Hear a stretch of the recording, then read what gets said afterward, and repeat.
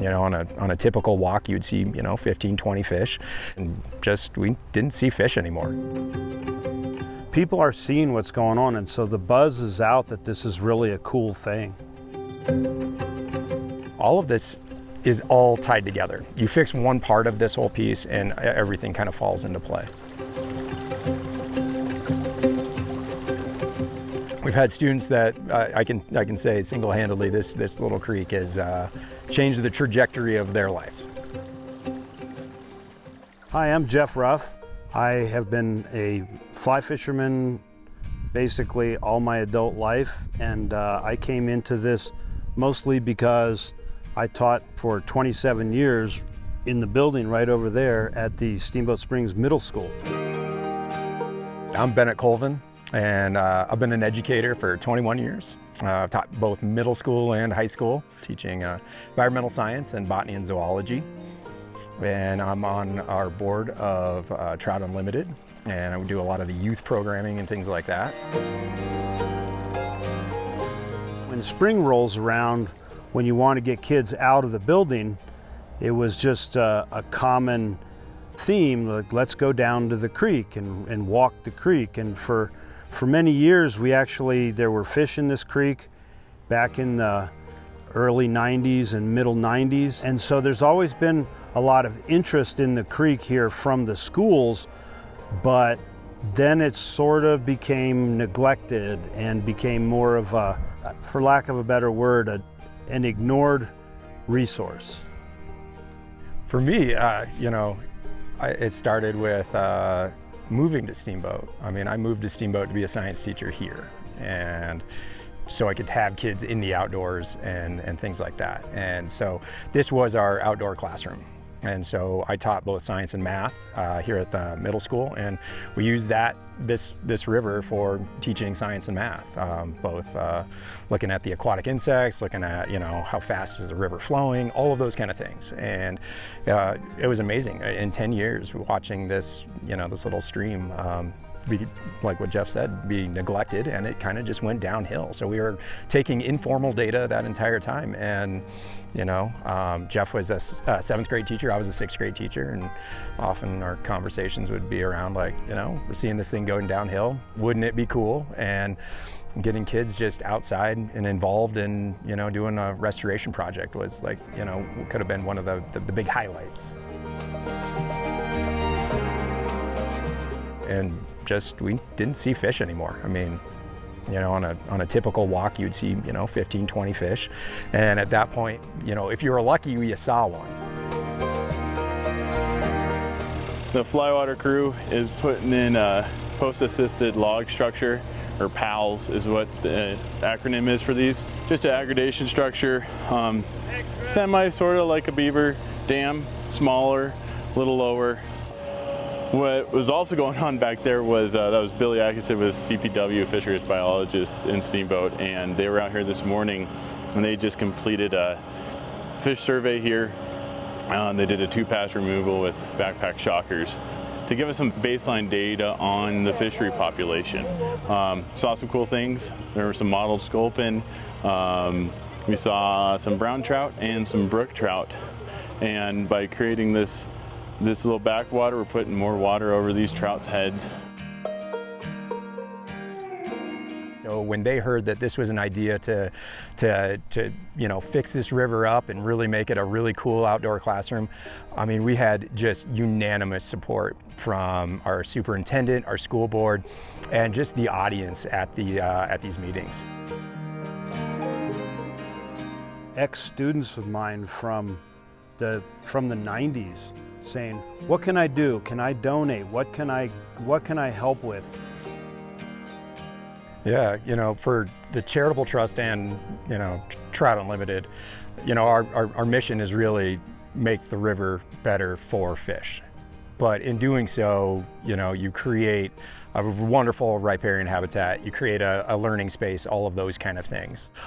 This is a highway of elk, moose, deer, mountain lions, bears. I mean, everything uses this space, and so not just people. And so the riparian habitat is, significantly improved. All of this is all tied together. You fix one part of this whole piece and everything kind of falls into play. Fly water, I mean, I've seen what fly water has done in the past. They've done some phenomenal work for our valley, honestly, the stuff that they produce. But they made this space just, wow, outstanding. You're seeing just huge diversity of aquatic habitat now. You're seeing riffles where there weren't riffles. You're seeing pools. You're seeing deeper areas. We're seeing fish.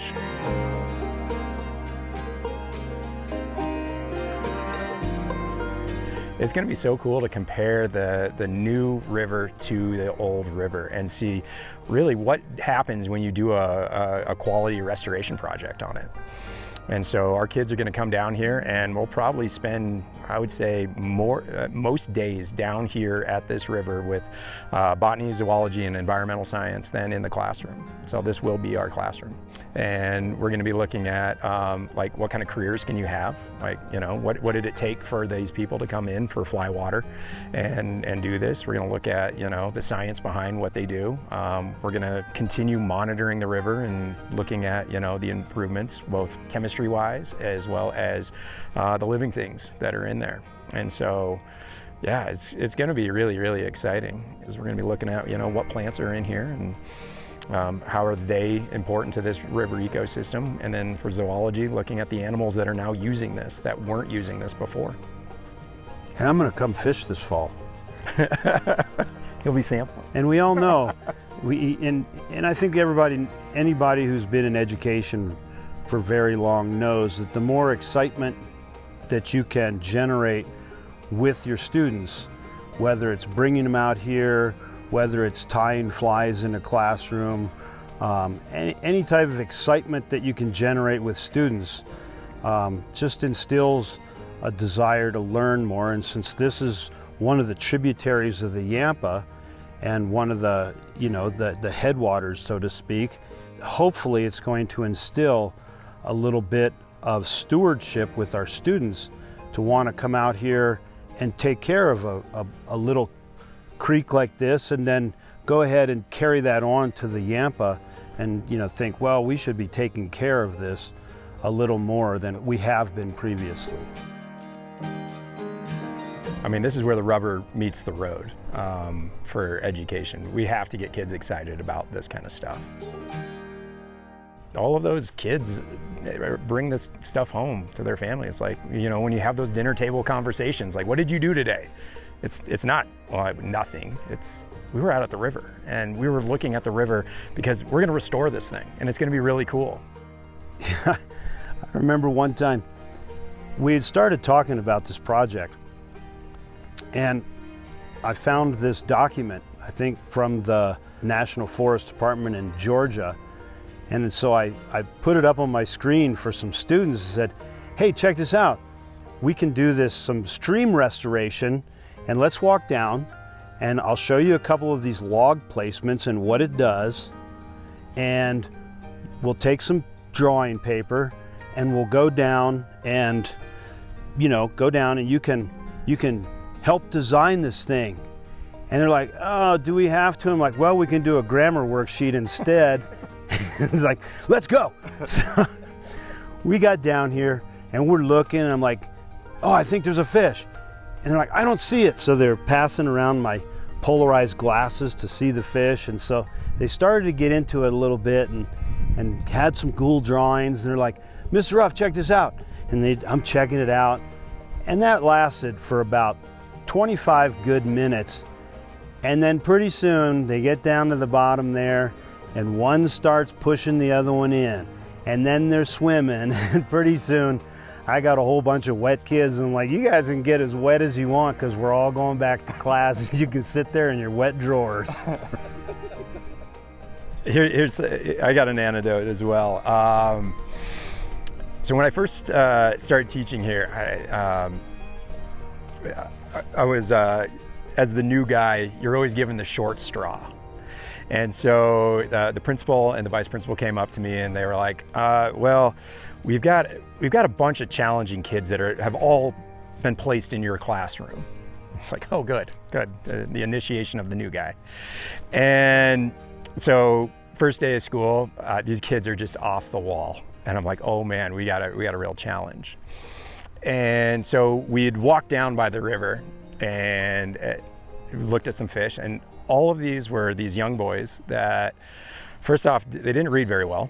They hated school, all of those kind of things. And so we started spotting these fish, and they're like, wow, there are these fish in this river. And they're like, do you know how to catch these? I'm like, oh yeah, we could catch them. And so we got back to the classroom, and they're like, well, would you teach us how to catch these fish? And I was like, yes, we can do that. And I said, you know, I have books that will tell you how to do all of this kind of stuff. And so over the next 2 or 3 years, we actually set up a fishing library.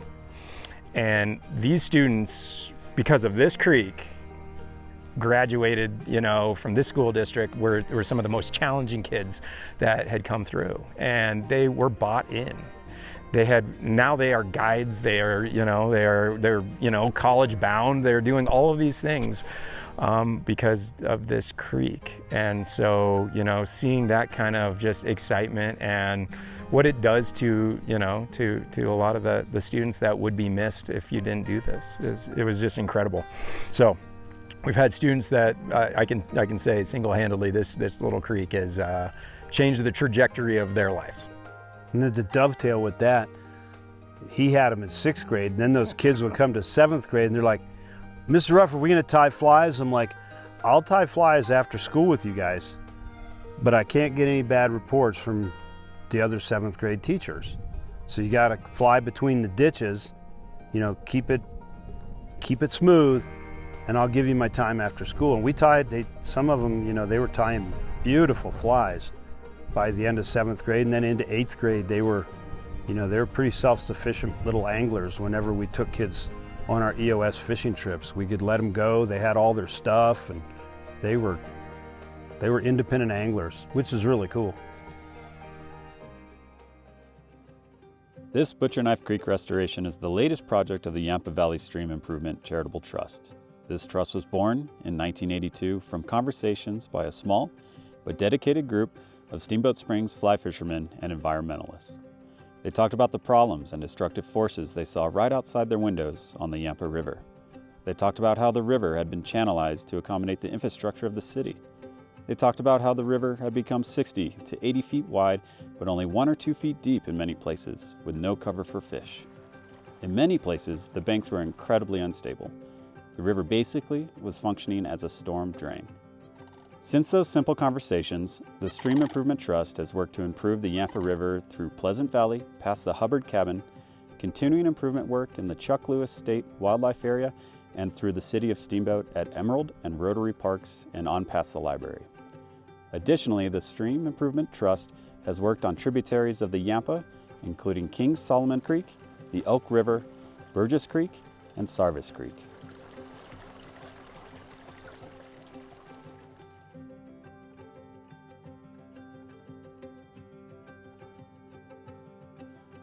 The mix of partners and funding sources have varied for each project, but today, thanks to all our generous donors and grant makers, the Yampa Valley Stream Improvement Charitable Trust is the grandfather of organizations working to protect and enhance water quality, trout habitat, riparian areas of the Yampa Valley and adjacent drainages in northwest Colorado.